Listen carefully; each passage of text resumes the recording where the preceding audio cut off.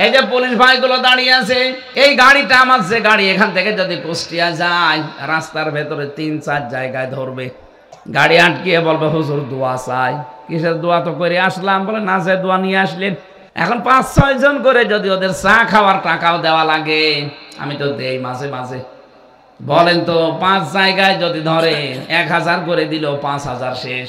আমার গাড়িটা নিয়ে আসা যাওয়া আরো ৫-৭ হাজার শেষ। আপনি কয় টাকা দেন? এখন যে মানুষগুলো এই যে নিয়েছে, এদের একাদশ না, এদের উপর থেকে যে আল্লাহর ওলি আছে তাদের আবার ভাগ দেওয়া লাগবে। এরা যদি নিজেরা ভালো হতেও চায় পারবে না, কারণ উপরে বসে আছে আর এক আল্লাহর ওলি।